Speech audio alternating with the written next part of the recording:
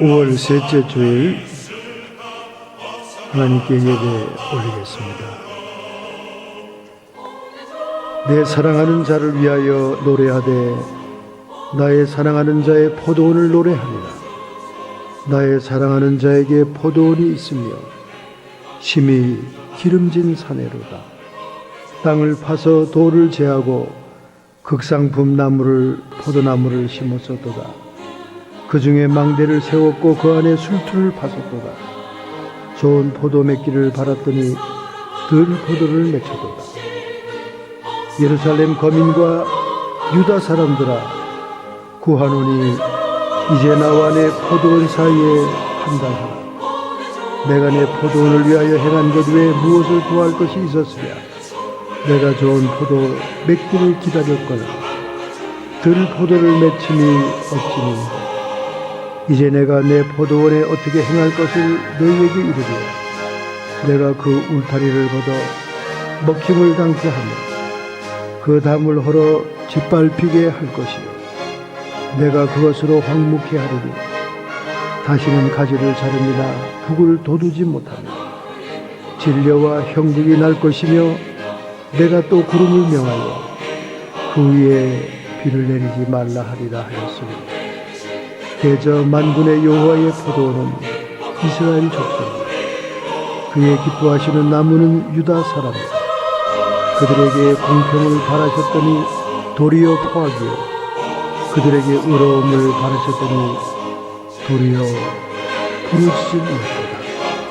하나님 아버지, 하나님의 율법을 저버리며 하나님의 명령을 대적했던 선민 이스라엘의 파멸처럼 저희들도 택한 백성으로서 하나님의 열매를 드리지 못하여 추수 때에 불에 사리우는 포도나무가 되기를 원치 아니하오니 오늘도 주님의 은혜와 감사 감격하여 우리의 사랑을 담아 찬양과 기도와 감사를 주님 앞에 드립니다. 오늘 우리의 예배 중에 성삼위 하나님께서 영광 받으시며 하나님이 받으시는 성령과 진리의 예배 되게 하옵소서. 예수님의 이름으로 참회 기도를 드렸사옵나이다. 아멘. 하나님의 말씀을 함께 통독하겠습니다. 하늘의 것으로 채우는 삶을 살자. 요한복음 15장 1절부터 11절의 말씀 174페이지입니다. 함께 통독으로 봉독하겠습니다. 내가 참 포도나무요 내 아버지는 그의 농부라. 물은 내게 있어 과실을 맺지 아니하는 가지는 아버지께서 이를 제해버리시고 무릇 과실을 맺는 가지는 더 과실을 맺게 하려 하여 이를 깨끗게 하시느니라. 너희는 내가 일러준 말로 이미 깨끗하였으니 내 안에 거하라. 나도 너희 안에 거하리라. 가지가 포도나무에 붙어 있지 아니하면 절로 과실을 맺을 수 없음같이 너희도 내 안에 있지 아니하면 그러하리라. 나는 포도나무요 너희는 가지니 저가 내 안에 내가 저 안에 있으면 이 사람은 과실을 많이 맺나니 나를 떠나서는 너희가 아무것도 할 수 없습니다. 사람이 내 안에 거하지 아니하면 가지처럼 밖에 버리워 말라지나니 사람들이 이것을 모아다가 불에 던져 사르느니라. 너희가 내 안에 거하고 내 말이 너희 안에 거하면 무엇이든지 원하는 대로 구하라. 그리하면 이루리라. 너희가 과실을 많이 맺으면 내 아버지께서 영광을 받으실 것이요 너희가 내 제자가 되리라. 아버지께서 나를 사랑하신 것 같이 너희를 사랑하였으니 나의 사랑 안에 거하라. 내가 아버지의 계명을 지켜 그의 사랑 안에 거하는 것 같이 너희도 내 계명을 지키면 내 사랑 안에 거하리라. 내가 이것을 너희에게 이름은 내 기쁨이 너희 안에 있어 너희 기쁨을 충만하게 하려 함이니라. 아멘.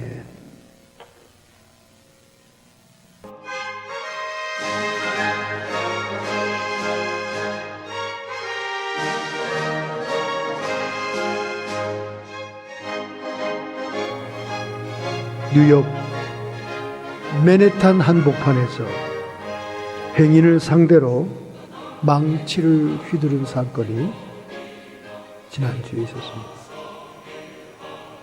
특별히 30대의 한인 여성이 맞아서 부상을 입었습니다.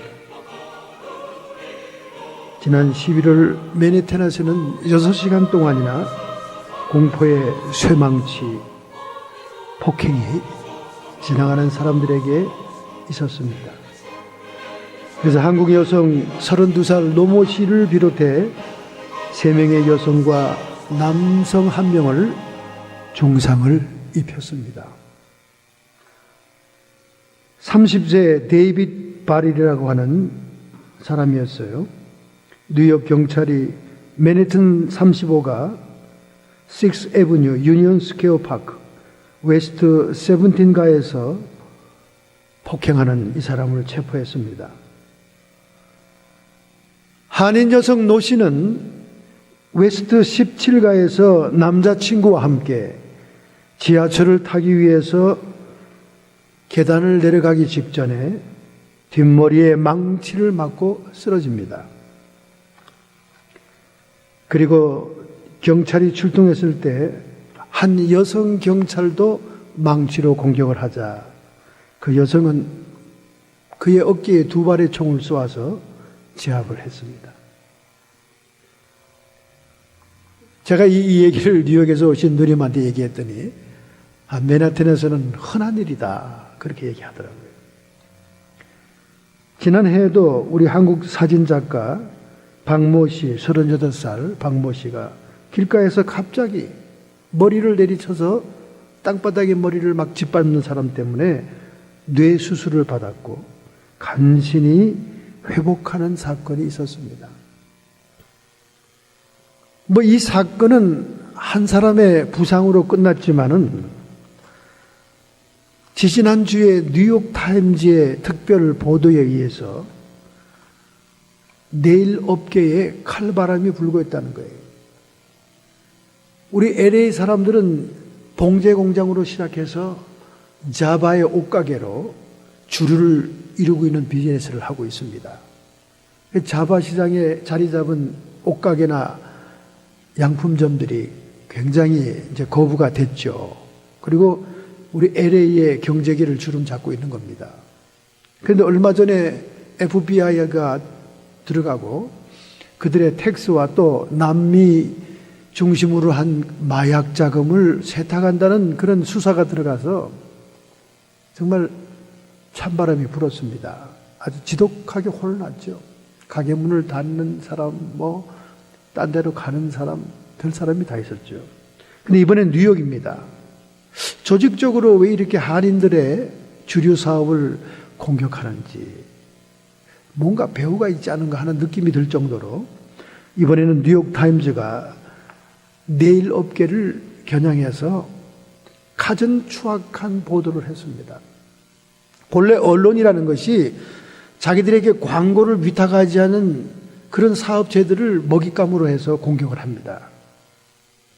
여러분, 도요타가 저렇게 빨리 회생할 수 있었던 건요, 도요타 광고가 없으면 미국 방송들이 돌아가지는 못합니다. 여러분 보세요. 자동차 광고에 요즘 렉서스 광고밖에 없어요.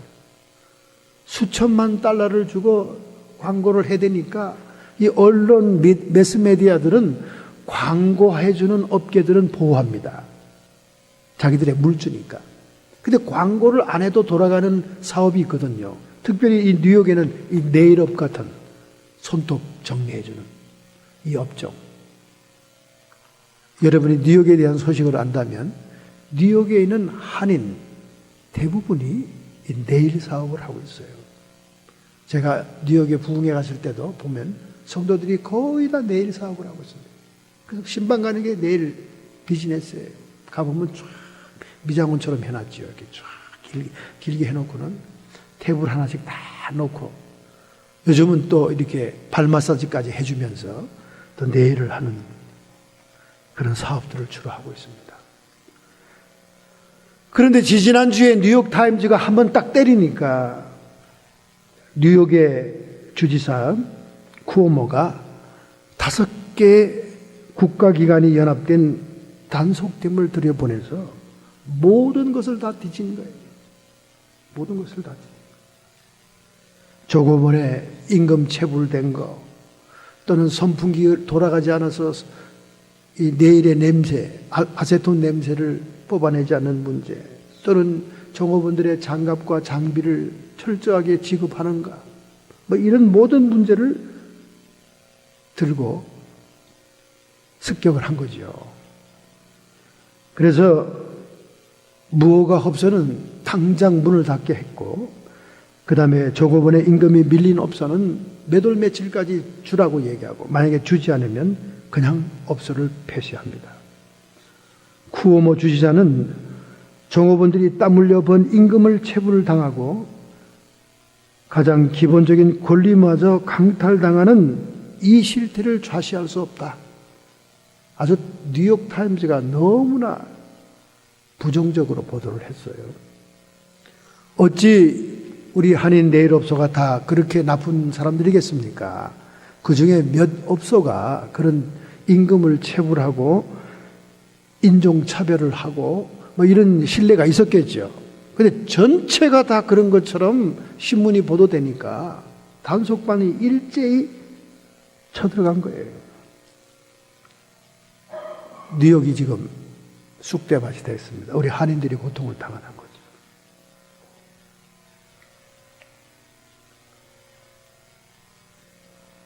정말 세상에는 우리가 믿고 의지할 것이 없는 것입니다.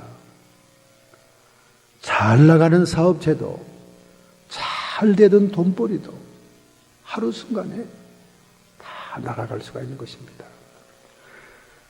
우리 이 한인 교계에, 한인 사회에 있는 모든 성도들이 다시 한번 정신 차리라고 하는 하나님의 사인이다 그 말이에요. 그동안 먹고 살 일이 막막하고 정착하기 위해서 애를 쓸 때는 얼마나 신앙들과 기도가 뜨거웠냐 그 말이에요. 얼마나 교회를 중심으로 해서 뭉쳤냐 그 말입니다. 교회를 떠나서는 못 살 것 같은 마음으로 하나님의 교회를 드나들다가 이제 배부르고 살림이 피고 안정이 되고 저택을 사고 좋은 차를 사고 돈이 여유가 있게 되니까 그 돈 흔들면서 하나님의 교회를 괴롭히고 주의 종들을 핸들하려고 하는 이런 성도들의 교만을 하나님은 깨트리기 위해서 이런 일련의 사태들이 벌어지고 있는 거예요. 근본적으로 하늘의 것으로 우리가 채워야만 살 수 있는데 하늘의 것이 아니라 세상 것이 채워지면 그것이 힘이고 그것이 권력인 줄 알고 그것으로 자신을 드러내면서 흔들어대고 교회들마다 문제와 말썽과 분란과 전쟁을 일으키니 하나님이 그들의 급소를 때리는 거예요. 그들의 물줄기를 쪼이는 거죠. 그런 의미에서 오늘 우리 본문은 너무나 중요한 겁니다. 하늘에서 하늘의 것으로 채우는 삶을 살자. 여러분 오늘 이 본문 요한복음 15장 1절부터 11절의 말씀, 귀에 딱지가 지도록 들었던 말씀, 그리고 주일학교에서 너무나 이 말씀은 많이 합니다. 너무 그림을 그리기 좋은 말씀이잖아요. 나는 참 포도나무요 내 아버지는 그 농부다. 그래서 주일학교 때 포도나무 그리고 막 그림을 그려가면서 이 설교를 많이 들었습니다. 그런데 이 많이 들었던 설교, 많이 들었던 성경일수록 우리가 자꾸 되새김질을 해야 됩니다. 그 구절구절 그 주님의 말씀 속에 품어있는 깊은 진리가 무엇인가를 자꾸 우리는 추적해 봐야 돼요. 묵상해야 됩니다. 저는 너무나 유수도된 이 말씀을 묵상하다가 깜짝 놀랐던 거예요. 깜짝 놀랐다. 이런 진리가 여기에 숨어 있었네. 그것은 바로 무엇입니까? 하늘의 것으로 채우는 삶입니다. 여러분, 그 주제를 따라 말씀에 들어가기 전에 이 요한복음 15장의 말씀은 다락방 광화를 마친 주님이 겟세마네 산으로 기도하러 가는 도중에 제자들에게 주신 교훈의 말씀입니다. 이 말씀의 백그라운드, 이 말씀의 배경은 무엇이냐? 이사야 5장 1, 2절, 시편 80편 8절, 포도원 비유에 대한 얘기예요. 특별히 예레미야 2장 21절, 호세아 10장 1절에 이스라엘 민족은 포도원 같은 존재다 하는 그 구약적인 배경이 있는 거예요. 택한 백성을 포도원으로 생각한 겁니다. 비유한 거죠. 그런데 오늘 이 주님은 제자들 앞에서 이 말씀을 하는 거예요. 나는 참 포도나무요, 내 아버지는 그 농부다. 포도원의 비유를 통해 우리의 성도의 삶, 우리 구원의 노정을 가는 우리의 인생의 삶에 대한 중요한 삶의 원리를 제시하고 있다는 거예요. 우리는 이 말씀을 곰씹어 보면서, 이 말씀을 명상하면서 우리 주님이 제시하고 있는 삶의 원리는 무엇일까? 다시 한번 우리가 되새겨 보는 것입니다. 첫 번째로 5절의 말씀, 나를 떠나서는 너희가 아무것도 할 수 없느니라. 보통 말씀이 아니에요. 포도나무 비유를 얘기하면서 뭐라 그럽니까? 주님이 열매 맺는 나무, 열매 맺지 않는 나무를 얘기합니다. 열매 맺으라고 전지한다는 거예요. 과수원을 해본 사람들은 다 압니다. 전지하지 않으면 과실이 충실하게 맺히질 않아요. 그냥 복숭아도 전지하지 않으면 돌복숭아만 열립니다. 돌복숭아, 파랗고 조그만 거. 사과나무도 마찬가지예요. 그냥 내버려 두면, 관상수로 내버려 두면 그냥 조그만 능금 사과만 열립니다. 근데 전지를 잘 해주면 사과가 아주 알이 굵게 충실하게 열리죠. 그러니까 무릇 내게 있어 과실을 맺지 않은 가지는 아버지께서 이를 제해버리시고, 과실을 못 맺는 가지는 제해버린다고 말이에요. 그러나 과실을 맺는 가지는 더 잘 맺게 하기 위해서 전지를 한다는 거예요. 전지. 오늘 여러분과 저에게 있었던 환난과 연단과 고난들은 하나님의 열매를 기대하기 때문에 주어졌던 훈련이요, 연단이요,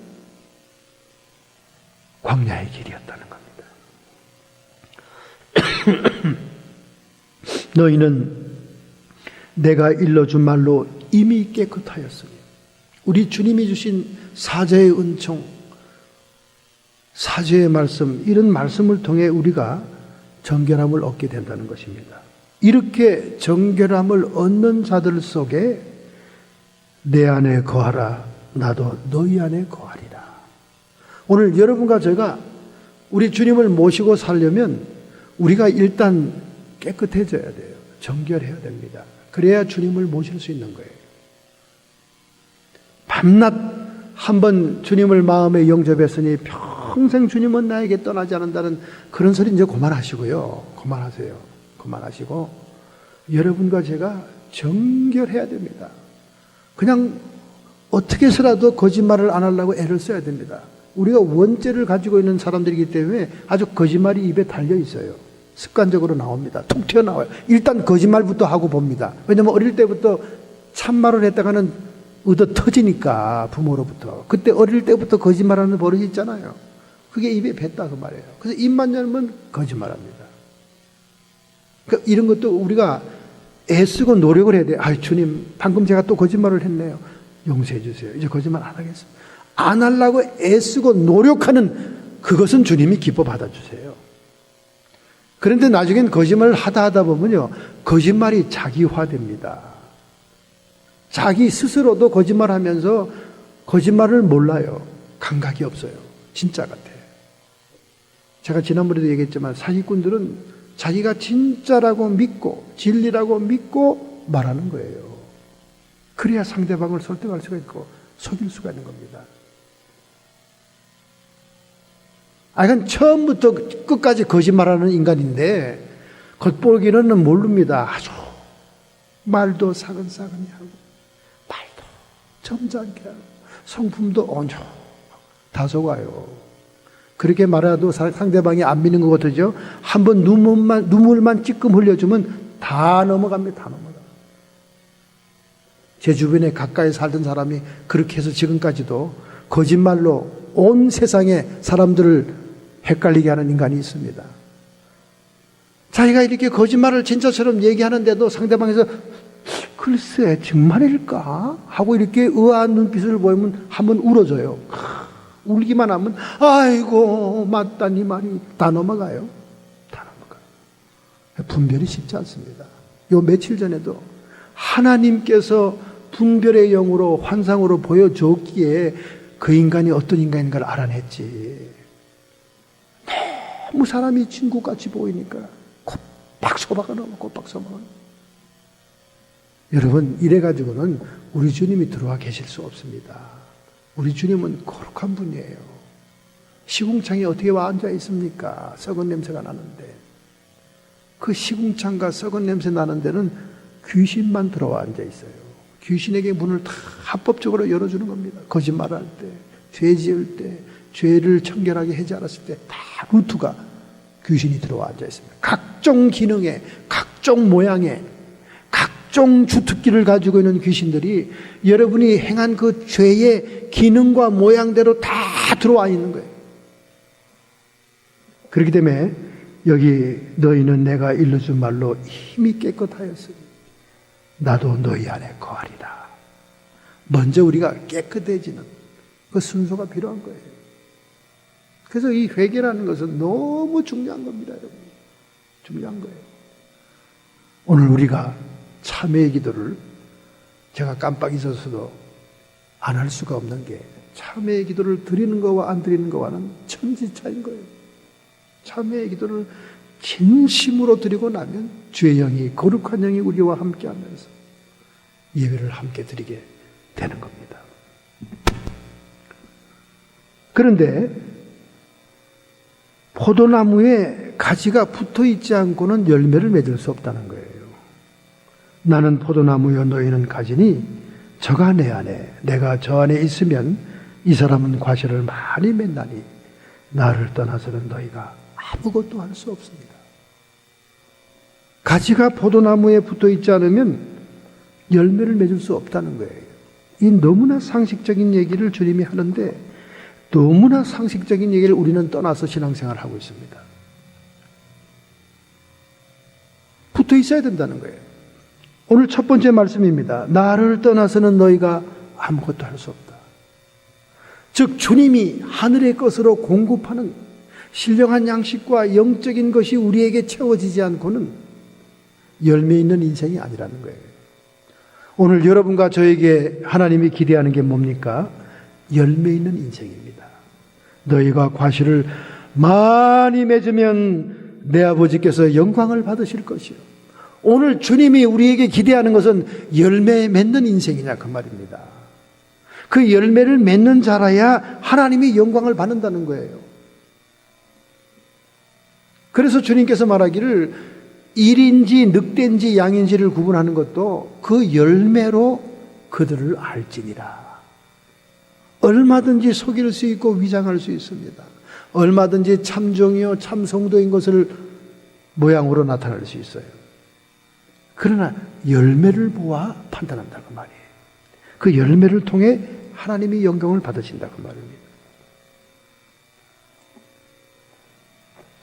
오늘 여러분과 저는 이 열매 맺는 삶의 원리를 체득해야 됩니다. 나를 떠나서는 아무것도 할 수 없다. 그러니까 주님께 붙어 있어가지고 주님이 공급하시는 하늘의 것으로 채우게 되면 열매는 절로 맺히게 된다는 거예요. 얼마나 놀라운 삶의 원리입니까? 여러분, 농부들이 결실을 열매를 맺기 위해서는 그들의 노동력이 집중이 됩니다. 땀을 뻘뻘 흘리면서 김도 매주고 비료도 넣어주고 그 나무 하나하나에 정성을 다하잖아요. 정성을 다해요. 우리 박재민님이 그냥 깻잎 모종을 주는데 그냥 얼마나 저는 걱정스럽든지. 왜냐하면 그걸 정성을 다해 심어가지고 이파리가 무성하게 나야 되는데 제가 어저께까지 그걸 안 심고 그냥 물만 줬습니다. 심을 데도 없다 이렇게 핑계를 대면서 아이고 그냥 이걸 또 왜 줘가지고 이렇게 나에게 노이레즈가 걸리게 하는가. 근데 어저께 드디어 우리 사모께서 딱 결단을 내려서 그걸 심었습니다. 제가 어디 나갔다 오니까 심었더라고요. 근데 그 심은 이유는 문이 갑자기 닫혀버렸어요. 위에 있는 이웃이 크리스라는 사람이 막 인사한다고 내려오면서 막 부르니까 갑자기 문을 열고 나간 거예요. 나가고 났더니 바람이 휙 불어가지고 문이 꽝 닫힌 겁니다. 저절로 문이 잠겨버렸어요. 저한테 연락을 많이 했겠죠. 스마트폰에는 여러 분 들어왔더라고요.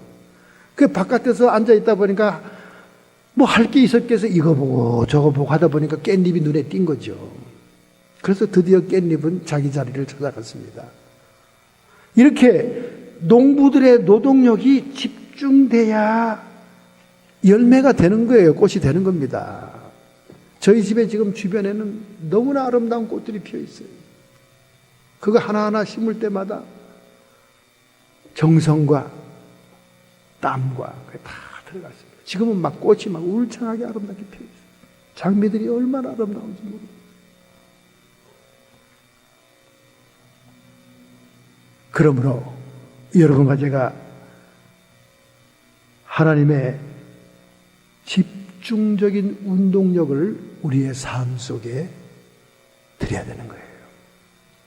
하나님이 천지를 지으실 때 빛이 있으라. 말씀으로 막 집중 있게 활성화하니까 그 천지가 창조되면서 그것이 운동력을 갖게 되는 겁니다. 하나님 말씀 자체에 운동력이 있어요. 그 운동력은 에네르기야, 에너지라고 얘기합니다. 히브리서 4장 12절부터 13절 하나님의 말씀은 살았고 운동력이 있어. 하나님의 말씀은 그냥 세상 사람들의 말처럼 그냥 문자가 아닙니다. 하나님의 말씀은 살아있고 운동력이 있다. 에네르기야, 에너지가 있다는 거예요. 막 살아서 움직인다는 겁니다. 운동력이 있어. 좌우의 날선 어떤 검보다도 예리하여 혼과 영과 관절과 골수를 찔러 쪼개기까지 하며. 하나님의 말씀은 막 사람의 이 육을 막 수술하는 거예요. 수술하는 거예요. 그래서 말씀이 적용되면 우리 육체에 있는 막 부정적이고 잘못된 부분, 죄 부분 이런 것들이 막 수술이 되는 거예요. 이 죄만 수술되는 게 아니라 힐링도 되는 겁니다. 영적인 수술이 되는 거예요.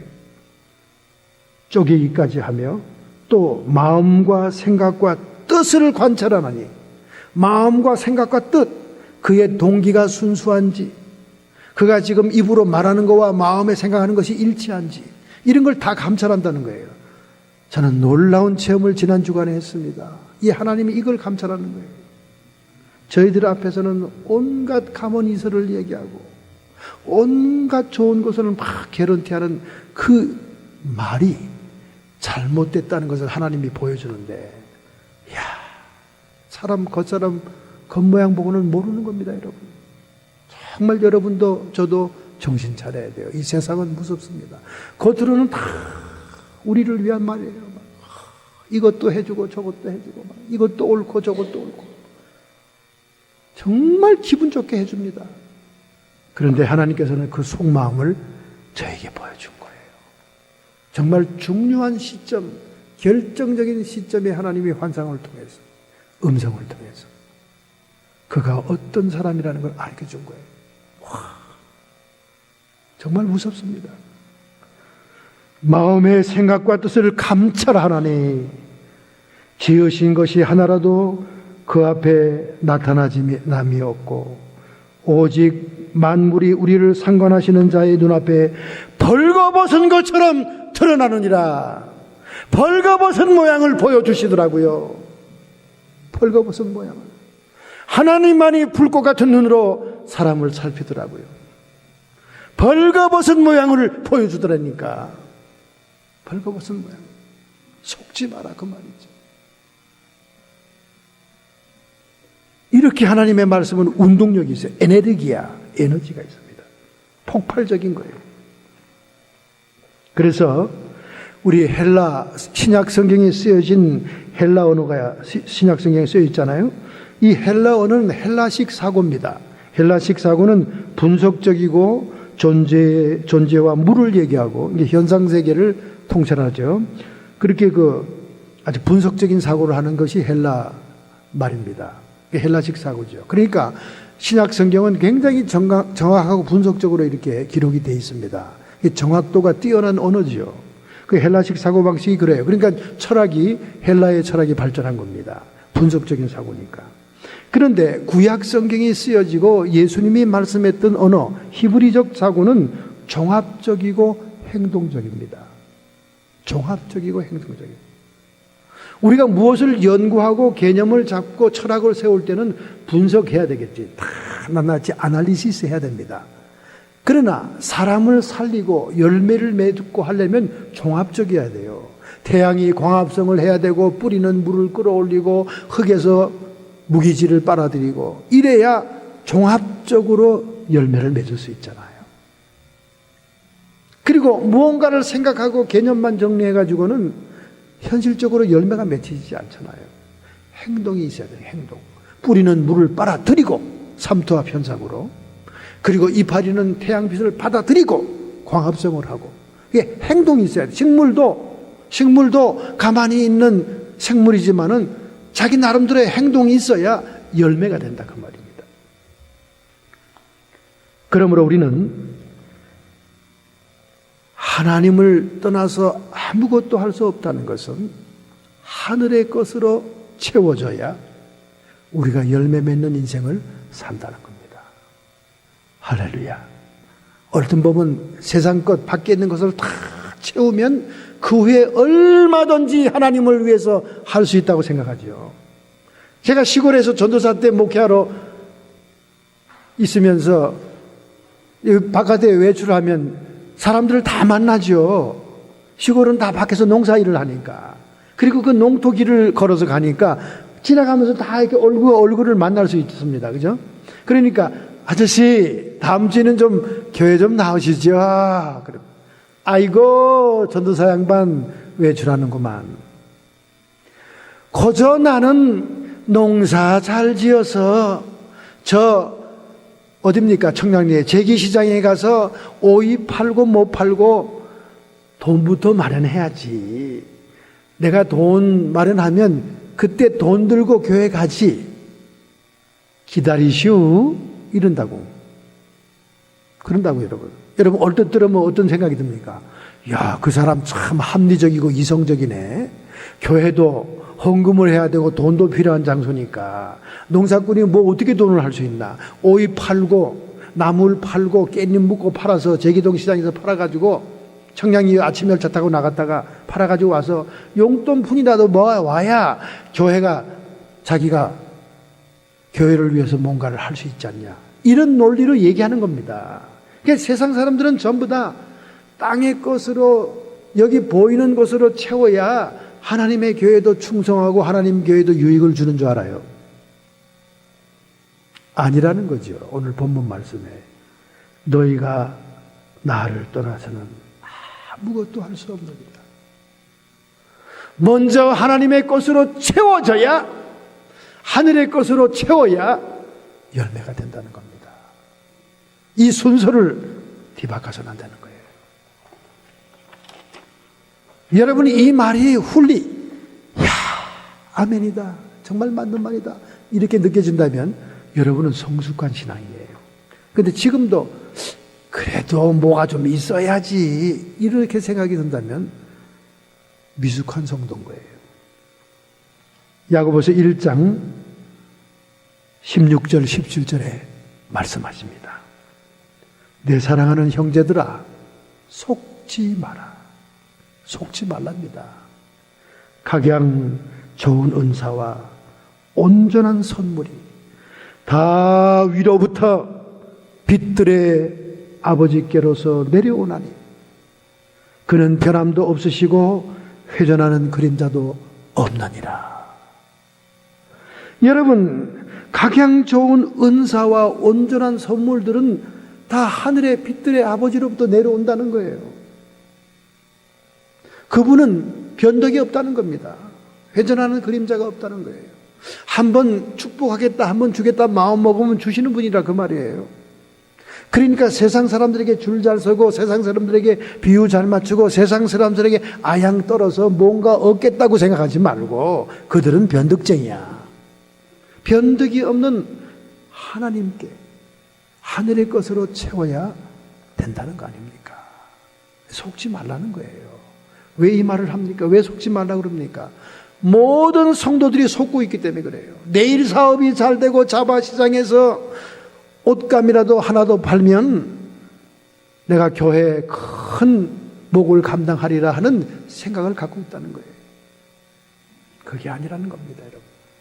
먼저 하늘의 것으로 채울 때 하나님은 열매를 맺게 한다는 거예요. 여러분, 순서를 바라야 됩니다. 할렐루야. 그렇기 때문에 하나님의 말씀, 그 운동력을 우리가 받아들여야 돼요. 하나님의 말씀은 살았고 살아있어요. 막 펄펄 뜁니다. 운동력이 있다. 에너지가 있다는 거예요. 그 말씀이 우리를 막 살린다는 거예요. 막 에너지, 힘을 준다는 거예요. 좌우의 날선 어떤 것보다 예리하여 혼과 영과 및 관절과 골수를 찔러 쪼개기까지 한다. 그 말씀을 우리에게 들어오면 이게 육의 생각인지 영의 생각인지, 이게 자한지 이게 성령의 인도인지를 깨닫게 한다는 거예요.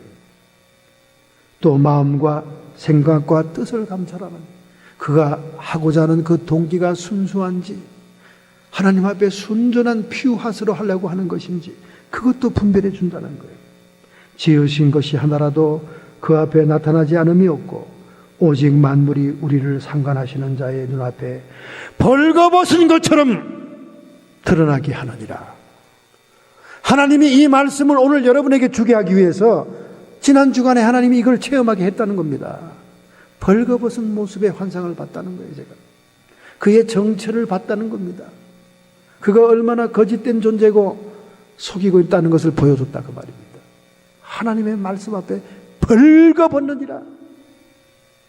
제가 생생하게 체험했기 때문에 오늘 이 말씀이 그냥 파워 있게 나갈 수 있는 거예요. 벌거벗었다고 말해요. 하나님만이 우리를 분별하게 합니다. 그러므로 우리는 하나님의 이 사랑을 깨달아야 돼요. 하나님의 말씀의 운동력을 접속해야 됩니다. 하나님의 말씀의 운동력으로 우리가 함께하게 될 때 우리는 주님과 연합하는 거죠. 주님과 연합할 때 주님의 사랑이 우리에게 연결되고 그 사랑이 우리를 통해 흘러나가게 될 때 열매를 맺게 되는 것입니다. 오늘 본문에 기록되어 있죠. 아버지께서 나를 사랑한 것 같이 나도 너희를 사랑하였으니 나의 사랑 안에 거하라.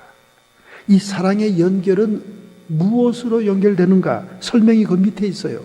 우리가 이런 걸 간과하면 안 됩니다. 너무 중요한 거라. 10절 내가 아버지의 계명을 지켜 그의 사랑에 거한 것 같이.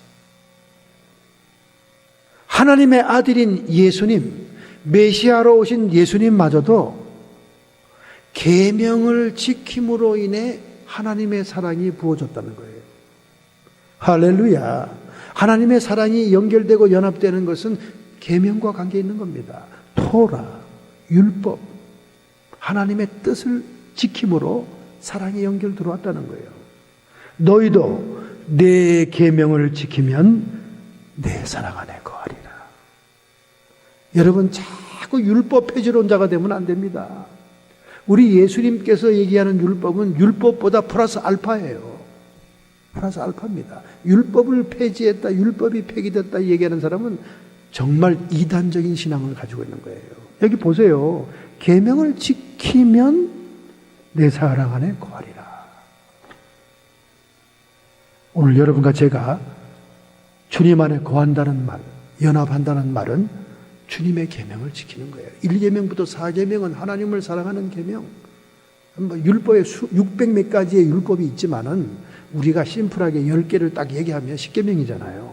1계명부터 4계명은 하나님을 사랑하는 거예요. 마음을 다하여 뜻을 다하여 목숨을 다하여 사랑하고 5계명부터 10계명은 인간에 대한 사랑입니다. 첫 번째 계명이 뭡니까? 내 부모를 공경하라 아닙니까? 내 부모를 공경하라. 6계명, 7계명 간음하지 말라. 마지막 계명은 거짓 증거하지 말라. 거짓말하지 말라는 거 아니에요. 이러한 계명을 지키면 주님의 사랑 안에 거하게 된다 그 말이에요.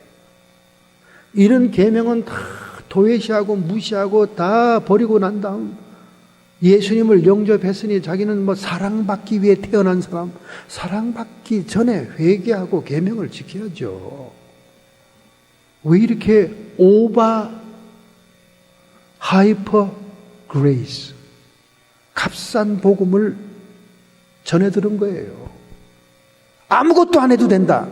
그거는 구원의 사역을 얘기하는 거죠. 예수님이 십자가에서 인류의 죄의 핏값을 갚은 그 엄청난 구속의 대속의 사역을 얘기하는 거지.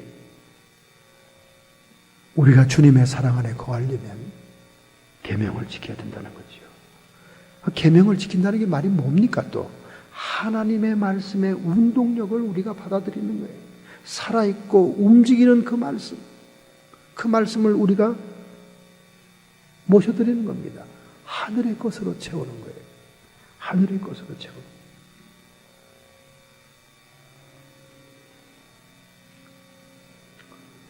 두 번째입니다. 7절. 너희가 내 안에 거하고 내 말이 너희 안에 거하면 무엇이든지 구하라. 7절의 말씀. 그리하면 이루리라. 말씀을 순종하고 행동에 옮기라는 얘기죠.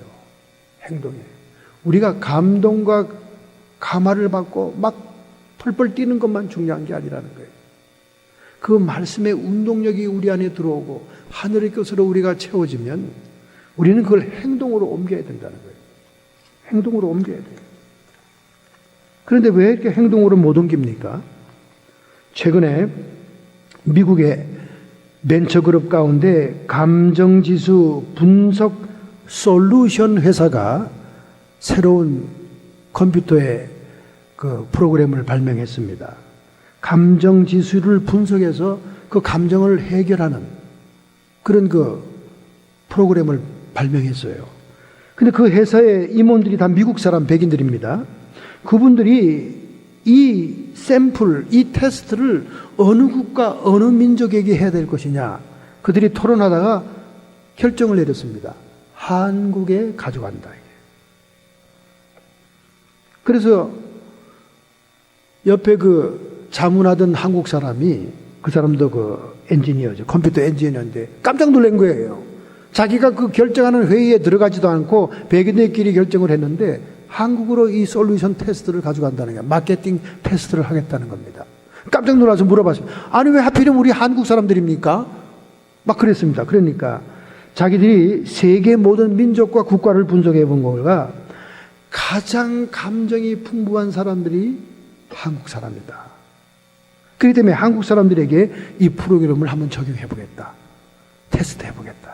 마케팅 테스트를 하겠다는 거예요.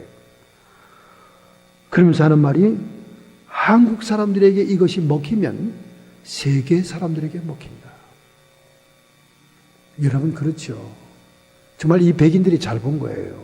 세상에 노래방이 그렇게 골목마다 보급된 나라가 어느 나라겠어요? 생각해 보세요. 한국 나라밖에 없습니다. 죄다 노래방에서 마이크 잡고 흥을 돋우면서 노래 부르는 민족은 한 민족밖에 없어요. 가라오케라는 시스템이 일본에서 발명됐지만 그것이 한국 들어와서 꽃 피웠지 않았어요. 어떻게 골목마다 노래방들이 그렇게 많겠습니까? 뭐 한국에서는 친구들이 동창들이 모였다 헤어지는 코스는 다 노래방 가는 코스예요. 가면 다 노래 잘 불러요. 얼마나 또 흥이 좋은지. 하나같이 노래를 가수보다 뺨치게 잘 부릅니다. 감성을 쏟아 부어가면서. 그러니 이 감정에 있어서는 한민족보다 풍성한 민족이 없죠. 한도 많은 민족이었지만은. 그래서 이분들이 이 감정 분석 솔루션을 마케팅 테스트를 한국에서 하겠다는 거예요. 근데 문제는 정신분석에서 이렇게 얘기합니다. 사람이 말이죠. 생각과 감정이 복잡하면 행동력이 약해진다. 그렇게 얘기합니다, 여러분. 사람이 감정이 복잡하고 생각이 많으면 행동력이 떨어진다는 거예요. 이게 우리 정신분석에서 얘기하는 결과입니다. 즉, 그 말은 무슨 말이냐? 세계 모든 민족 가운데 감성이 풍부하고 머리가 복잡하고 그냥 머리가 너무 좋아서 잔머리가 바글바글바글 하는 우리 한민족은 행동력이 약할 수 있다는 거예요. 이걸 프로그래밍 하는 사람은 버퍼링이라고 얘기합니다. 버퍼링이 일어난다는 거예요. 버퍼링이 뭡니까? 인터넷을 딱 꽂았는데 인터넷이 수신되는 게 아니라 계속 안 되는 상태. 즉 인터넷의 행동력이 내 PC로 들어오지 않는 상태, 버퍼링이죠. 그러니까 여러분, 머리가 복잡하고 감정이 많고 막 생각이 많으면 행동이 결여될 수 있다는 거예요. 오늘 여러분과 제가 우리 한국 사람들이 그렇게 신앙생활 열심히 하고 성경 공부 얼마나 많이 합니까? 얼마나 많이 해요. 일본 사람들 2-3명 모이면 전사회사 차리고, 중국 사람들 한 가정만 있어도 중국집이 생기고, 고조 한국 사람들은 2가정만 생겨도 우리 집에서 성경 공부합시다, 기도회 합시다. 그래가지고 교회가 처처에 생기지 않습니까? 처처에. 그렇게 또 세운 교회들이 또 얼마나 잘 갈라지고 부서지고 깨지고 서로 원수가 돼서 헤어집니까? 왜 그래요? 감정이 풍부하고 머리 생각이 복잡하니 그 행동력이 결여가 된다, 그 말이죠. 오늘 여러분과 제가 그토록 많은 말씀을 깨닫고 은혜 받고 감동하고 너무나 좋아서 막 뛸 것처럼 은혜를 받았는데 별로 열매가 없고 행동이 없는 것은 너무 머리가 복잡하다는 거예요. 이걸 하면 이익이 될까? 과연 앞으로 계속 될까? 과연 이것이 내 장래의 복이 될까? 얼마나 생각이 많은지. 여러분, 천지 창조의 법칙은 하나님의 말씀이 그대로 시행된 것입니다. 빛이 있으라 하니 빛이 있었고. 이처럼 여러분, 하나님께서는 하늘의 것들, 영적인 것들을 말씀으로 땅의 물질의 것으로 바꾸는 놀라운 역사를 합니다. 그러므로 우리는 우리의 속사람을 하늘의 것으로 채워야 든든하고 생명력 있고 과실을 맺게 되는 거예요. 겉사람이 분주합니다. 겉사람이 많은 일을 벌여요. 사회적으로 활동도 많이 합니다. 그런데 여전히 허전한 것은 속사람이 비었기 때문에 그래요. 속사람. 근데 이 반대로 얘기하는 인간이 있었어요. 사람들에게 돈 주고 구제하는 것은 속이 허해서 그렇다나? 자기는 속이 안 허해고 단단해서 인색하고 누구에게 줄 줄 모르는 그런 인생을 사는가? 겉사람이 아무리 분주하고 사업하려고 많이 해도 허전한 것은 속사람이 비었기 때문에 그래요. 속사람이 비었기 때문에 그래요. 우리는 하늘의 것으로 채워야 속도 든든합니다. 서양 미술사를 보면요, 17세기에 유럽에서 이상한 정물화가 유행이 됩니다. 여러분, 정물화 그러면 보통 아름다운 광경을 연상하잖아요. 그죠? 아름다운 꽃이 있고 탐스러운 과실들이 있고 보기에도 좋은 접시와 쟁반들이 탁자에 놓여 있는, 거기에 또 알맞게 햇빛이 쫙 들어오는 그런 정물화를 우리가 연상하는데, 17세기에는 이상한 문제의 정물화가 유행을 했습니다. 그 정물화는 뭐냐? 그 정물화 한가운데 해골이 떠 그려져 있어요. 해골이, 요즘 애들처럼 말이죠. 해골이 그려져 있고, 또 책들이 있습니다. 책들이 있고, 옆에는 또 단골로 등장하는 것이 모래시계가 떡 하나 있고, 그 다음에 거기에 불 꺼진 램프 또는 악기가 그려져 있고, 죽은 시들은 꽃과 썩은 과일이 그려져 있는 음산한 정물화가 17세기에 유행한 겁니다. 그 정물화의 계통을 바니타스라 그래요. 바니타스. 미술을 조금 전공하는 분은 알아요. 바니타스 정물화라고 합니다. 왜 도대체 17세기의 유럽인들은 이 바니타스 정물화를 좋아했을까? 해골바가지가 그려져 있고 모래시계가 막 거의 다 떨어져 가고 악기가 있고 책이 있고 썩은 과일과 썩은 다시 들은 꽃, 보기 흉측한 정물화를 왜 이렇게 유행했을까? 그것은 미술은 단순히 즐기기 위한 것뿐만 아니라 인생을 경고하는 역할도 한다는 의미에서 그 바니타스, 라틴 말로 바니타스라는 말은 허무하다 그런 뜻이거든요. 무상하다 그런 말입니다. 인생의 무상을 그리기 시작했다는 거예요. 해골바가지는 인간은 죽을 존재다 그런 뜻이에요. 그리고 모래시계는 인간의 수명은 한계가 있다 그런 뜻입니다.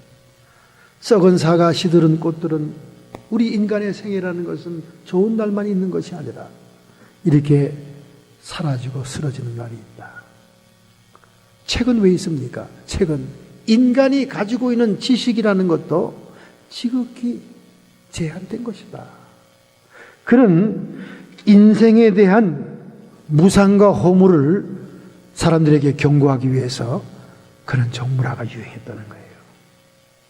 단적으로 말하면 전도서 1장 1, 2절에 있는 말씀하고 같은 거예요. 단적으로 말하면 한마디로 헛되며 헛되고 헛되니 모든 것이 헛되도다. 우리의 속사람이 하늘의 것으로 채워지지 않으면 허전한 거예요. 허무한 겁니다. 아무리 겉사람이 분주하고 명예를 얻고 잘 먹고 잘 살고 있다 할지라도 속은 허전하다는 거예요. 그래서 하나님은 우리를 하늘의 것으로 채우기를 원하시는 겁니다. 오늘 여러분이 영적인 진리를 들으면 들을수록 깨달으면 깨달을수록 영적인 희열과 만족이 오고 무언가 큰 것을 얻어가는 것 같은 느낌이 드는 것은 하늘의 것으로 채우기 때문에 그래요. 할렐루야. 그러니까 우리는 이제 행동으로 옮겨야 됩니다.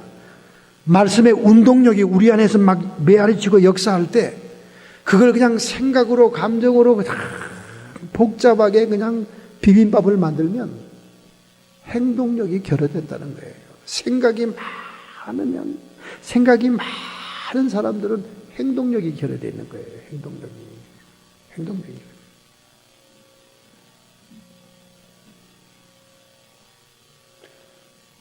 하나님이 택한 이스라엘이 포도원이라고 그랬는데 그 포도원을 위해서 물길도 갖다 대주고 여러 가지 많은 열매 맺을 수 있는 것을 해줍니다. 이사야 5장 1, 2절이죠.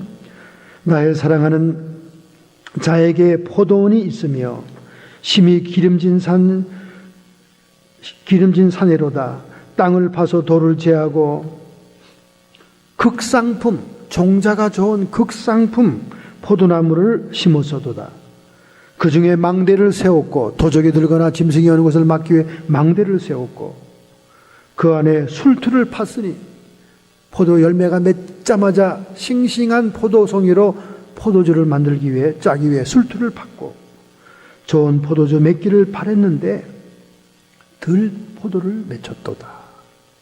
이스라엘 민족에 대한 하나님의 탄식과 실망을 얘기하는 거예요.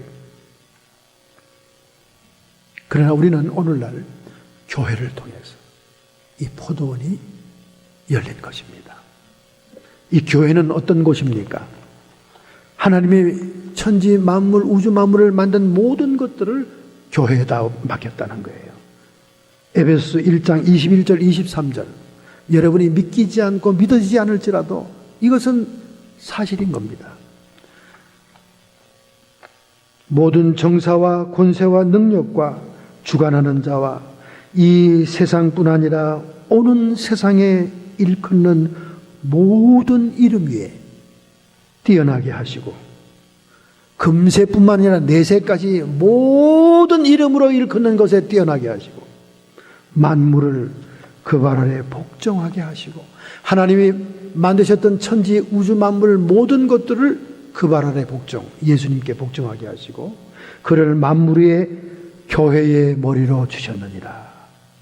교회의 머리가 예수님이시기 때문에, 만물이 복종하는 예수님이기 때문에 이 교회가 만물을 주관한다는 거예요. 그를 만물 위에 교회의 머리로 주셨느니라. 교회는 그의 몸이니 만물 안에서 만물을 충만케 하시는 자의 충만입니다. 할렐루야. 여러분이 오늘 교회에 앉아 있다는 것은 천지 우주 만물을 지으신 모든 만물의 주권을 위탁한 교회에 앉아 있는 거예요. 믿거나 말거나, 은혜 받거나 말거나, 이 말은 사실입니다. 아니, 폭하면 싸우고 폭하면 문 닫고 폭하면 지질이 들끄는 교회가 무슨 그런 교회. 예수님이 머리 되신 교회는 그렇다고 말해요. 장로가 머리 되고 목사가 머리 되고 권사 집사가 머리 되고 힘있고 돈 있는 자가 머리가 된 교회가 그런 게 아니라 정말로 예수님이 머리가 된 교회는 모든 만물이 이곳에 있다는 거예요. 할렐루야! 얼마나 놀라운 일입니까, 여러분? 그러므로 우리는 이 교회를 위하여 헌신하고 주님의 남은 고난을 채우면서 순종함으로 말씀의 운동력을 행동화할 때 하늘의 것으로 채워지는 삶이요, 장차 새 예루살렘 속에 들어가 살게 되는 것입니다.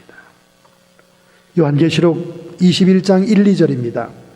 또 내가 새 하늘과 새 땅을 보니 처음 하늘과 처음 땅이 없어졌고 바다도 다시 있지 않더라. 또 내가 봄에 거룩한 성 예루살렘이 하나님께로부터 내려오니 그 예비한 것이 신부가 남편을 위하여 단장한 것 같더라. 보라, 하나님의 장막이 사람과 함께 있어 하나님이 저희와 함께 하리라. 할렐루야. 이 땅에서부터 하늘의 것으로 채우고 사는 삶을 사는 자만이 새 예루살렘 성에 들어가는 거예요. 할렐루야. 이 삶의 원리와 비결을 깨달아야 됩니다. 그냥 죽을 때 그냥 그렇게 무조건 들어가는 게 아니에요. 그러므로 히브리서 11장 3절, 믿음으로 모든 세계가 하나님의 말씀으로 지어진 줄 우리가 아나니, 모든 만물이 하나님의 말씀으로 지어졌어요. 우리가 압니다. 믿음으로 알아요. 보이는 것은 나타난 것으로 말미암아 된 것이 아니니라.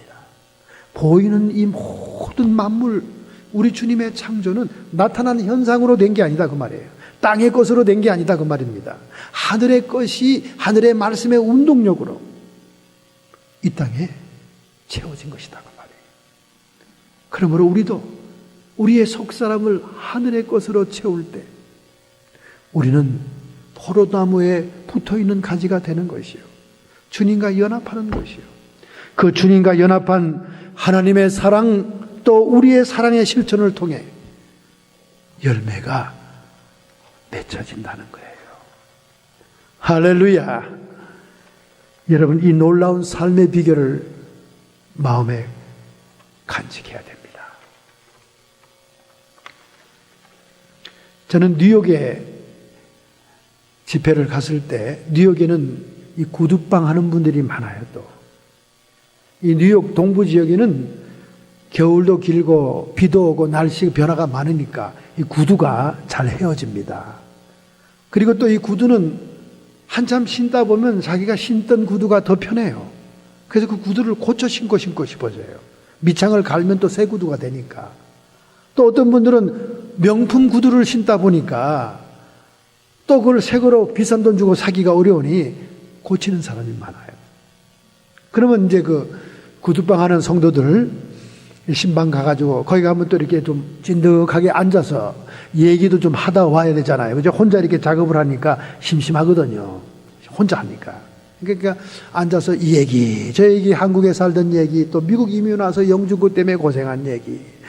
영주권이 다 나왔는데 자기가 일하던 사장이 그 영주권을 갖다가 중간에 가로채가지고, 그러니까 우편물을 가로채서 주머니 넣고는 안 주는 거예요. 왜 이렇게 안 오지? 그 영주권이 금방 나와. 왜 안 줍니까? 영주권 받고 합법적인 신분이 되면 자기 가게를 차려나가든가 더 많은 월급을 요구하든가 딴 데로 갈까봐. 왜? 기술 다 배웠으니까. 다른 데 가면 더 배워봤잖아요. 근데 그동안은 불체자라고 임금도 잘 안 주고 체불하고 돈도 그냥 행편없이 기본 봉급도 안 주고 부려먹던 일이니까 이런 마음보를 쓰는 사람이 많아요. 참 많습니다. 그런 분들이 교회 장로입니다. 그런 분들이 안수 집사예요. 그러니 얼마나 목사가 신방 가면 얼굴이 뜨거워지는지 몰라. 이런 얘기 그런 얘기 많이 합니다. 하면서 한두 명이 아니니까 이 얘기를 하는 거예요. 근데 참 잘 사는 분도 많아요. 구두방에서 이렇게 부촌에서 그렇게 하면 워낙 이 양이 많아요. 소화를 다 못 시킵니다. 그래서 직원들을 몇 명씩 두고 하죠. 기계로 하고 그렇게 합니다. 그래서 이제 이 구두방 생각이 많아요. 가보면 이제 이렇게 구두 입는 할아버지 이 그림 같은 게 벽에 붙어 있고 그래요. 그래서 대부분 옛날에 백인 할아버지들이 구두방을 한 분들에게 이렇게 인수한 분들이 많더라고요. 어떤 분은 거저오던 분들도 그래요. 그 할아버지가 리타이 하면서 갑자기 또 중풍이 와서 그 밑에서 이렇게 일하다가 거저받아고 해요. 근데 그게 역사와 전통을 자랑하는 구두방이니까 정말 그 손님이 대를 이어 오는 거예요. 대를 이어. 여러분 미국의 맨션 같은 데 잘 사는 집에는요, 그 큰 집에서 몇 대가 그냥 대를 이어 살아옵니다. 그러니까 그냥 대를 이어서 그냥 손님이에요. 손님이 미어 터져요. 그러니까 그들이 와가지고 하는 말이, 아니 한국 사람들은 베케이션도 안 갔니? 그렇게 얘기합니다. 자꾸 그렇게 얘기합니다. 너희들은 그냥 일중독에 걸렸구나. 왜냐면 자기들은 베케이션 가니까 부자들이 한 달씩 가잖아요. 남미 섬으로 하고 하니까. 그러니까 할 수 없이 그들이 또 베케이션 가면 이 구두방 주인도 베케이션 간다고 밖에다 붙여놓고 한 일주일, 2주일씩 갔다 오고 그러더라고요. 한 번은 이 구두방 할아버지가 독실한 기독교인이었어요. D.L. 무디 선생님도 구두방에서 일한 청소년이었잖아요. 구두방에서. 이 할아버지가 신실한 분입니다. 이 구두방에 혼자 있으니까 심심하죠. 그러니까 교회에서 배운 찬송 부르면서 흥얼대면서 이제 작업을 하는데, 이 할아버지가 이렇게 얘기해서, 하나님, 저는 정말 제가 모시는 주님 한 번만 뵙고 싶네요. 그렇게 기도를 이제 구두를 하면서 이제 하게 된 거예요. 그런데 이 기도가 오래되면요, 하나님이 사인이 옵니다. 꿈에 주님이 나타났어요. 꿈에. 아이고, 꿈속에서 주님을 뵈도 너무나 좋습니다. 이것만으로도 내가 만족스러워요. 그 할아버지 그러니까 주님이 인자한 얼굴로, 내가 내 구두방을 내일 찾아가리라. 그런 얘기를 하는 거예요. 그러니까 이 할아버지가 너무나 기가 막히고 자다가 뻘떡 일어났어요. 여보, 할매, 일어나. 지금 잠잘 때가 아니야. 그 할머니가 눈을 비비면서, 아니, 왜 그러시오? 그러니까, 글쎄, 꿈에 주님이 내일 우리 구두방에 찾아온대잖아. 여보, 지금부터 좀 음식을 준비하고 극진히 대접할 준비를 하게. 그랬더니 그 할머니가 또 순종을 잘하는 분이니까 새벽 일찍 일어나서 잠도 없고 하니까 열심히 주방에서 음식을 장만한 거예요. 푸짐하게 한 겁니다. 주님이 오실 때 또 혹시 딴 사람도 데려올지도 모르니까 여러 명 음식을 만드는 거예요. 그 다음날 아침 보통 9시에 문을 여는데 7시부터 나간 거예요. 7시부터. 주님이 일찍 올 수도 있다고 생각하고. 그 부인이 정성을 다해서 음식을 다 캡을 씌워가지고 그 구두방에 이렇게 지저분한 거 다 청소하고 치우고 긴 책상에 음식을 단정하게 차려놓은 거예요. 그러면서 일을 하는데 시간이 그렇게 안 갈 수가 없는 거예요. 할아버지. 근데 드디어 12시가 된 거예요. 주님이 올 기미가 보이질 않아요. 12시가 되면 자기들이 아침도 거르고 왔으니 얼마나 시장합니까? 우유 한 그릇 먹고 왔는데 그래서 부인하고 눈을 쳐다보면서 여보, 이거 12시가 돼도 안 오시네. 우리 점심은 먹어야지. 그러니까 부인이 옆에 있는 음식 중에서 이렇게 많이 손대지 않고 조금 이렇게 덜어서 그럼 당신 먼저 시작하니까 잡수시오. 그리고 음식을 드는데 문에 매번 와서 동전을 받아가는 거지가 떡 나타난 거예요. 그리고는 떼꾸난 눈으로 쳐다보면서 나는 먹는 복이 있어. 마침 식사하는구만들 이러는 거예요. 아유, 할아버지가 그냥 맥이 축 빠지는 거야. 아니, 주님을 드리려고 음식을 장만했는데 왜 또 거지가 와서 계시를 하려고 그러나. 속상한 겁니다. 여보, 오늘은 안 돼. 돈이나 주고 보내. 하고 이렇게 손으로 사인하니까 이 할머니가 인정이 많은 분이잖아요. 아, 그래도 우리가 식사하는 걸 봤는데 좀 줘야 되지 않겠나고. 그럼 할 수 없지. 그래서 들어오라 그랬어. 또 음식을 덜어서 거지를 먹여서 보냈습니다. 3시가 되는데도 주님이 안 와. 너무 속상해요. 그런데 퇴근 시간이 되면 그 모든 빌딩을 청소하는 청소 아저씨가 지나가는 시간입니다. 큰 마포를 붙들고 막 냄새나는 마포, 아무리 짜도 마포로 냄새나잖아요. 그걸 들고 문간에 딱 서더니 아직 퇴근 안 와요? 나 청소 시간인데? 하고 소리를 치는데 힘이 하나도 없어 보는 거예요. 그 부인이 있다가 할아버지한테 저분도 보니까 시장한 것 같은데 내버려둬. 음식을 남겨야지. 그러니까 할아버지가 아니 밥은 먹고 다니시오. 그랬더니 안 먹긴 뭘 먹어. 점심도 굶었어. 그러는 거야. 들어오시고. 그래서 또 음식을 또 떨어서 준 겁니다. 아, 우리 주님이 바쁘신가 보다. 오늘은 못 오시는가 보네. 우리 문 닫는 시간까지 안 오시면 내려오시겠지 뭐. 그리고 이제 문을 닫으려고 막 노래를 부르면서 둘이 이제 정리하고 남은 음식 이렇게 막 다시 정리하고 싸는데 어떤 아주머니가 사과를 한 바구니 들고 와서 내가 오늘 하루 종일 사과를 못 팔았다고. 애들한테 저녁 먹을 걸 사가야 되는데. 이러고 들어오는데 힘이 하나도 없이 숨을 푹 쉬더니 문 앞에 있는 의자에 털썩 앉는 거예요. 그러더니 할머니가 너무나 안 된 겁니다. 하루 진종일 그걸 이고 다니는데 사과를 못 팔았다는 거야. 저녁 때 애들 먹을 것도 없다는 거예요. 할아버지가 어차피 이 많은 음식을 우리가 먹을 수 없으니 저 아주머니 오늘 애들하고 같이 밥 먹으라고 다 싸보내고 우리 주님은 내일 새 음식을 싸웁시다. 그러니까 주님한테 새 음식을 대접한다는 얘기에 이 부인 할머니도 좋다고 그러자고. 그래서 그 음식을 다 싸서 그 사과장수 할머니에게 주고 또 사과를 반을 다 샀습니다. 그리고 둘이서 힘이 하나도 없어요.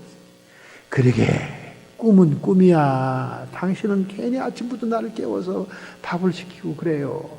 꿈은 꿈이에요. 그렇게 마음에 소원하면 꿈도 그렇게 꾸지는 거랍니다. 그런데 그날 밤에 잠을 자는데 주님이 나타났어요. 내 아들아, 나는 오늘 너를 3번이나 방문했단다.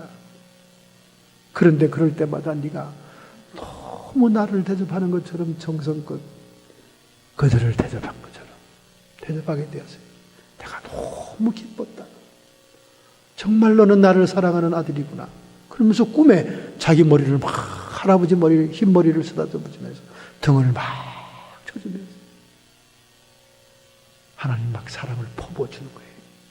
그때 자다가 그런 일이 나서 막 엉엉 울었어요. 엉엉 울었어요. 엉엉 울었던 겁니다. 그 할머니를 깨웠어요. 여보. 글쎄 그 우리가 매일 보는 거지.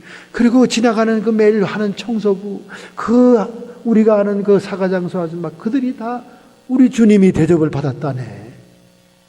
그리고 할아버지가 통곡을 한 겁니다. 여러분, 이 동화 같은 얘기지만은 이 얘기 속에는 마태복음 25장에 기록된 우리 주님의 말씀인 것입니다. 이 소자에게 한 것이 곧 내게 한 것이니라. 할렐루야.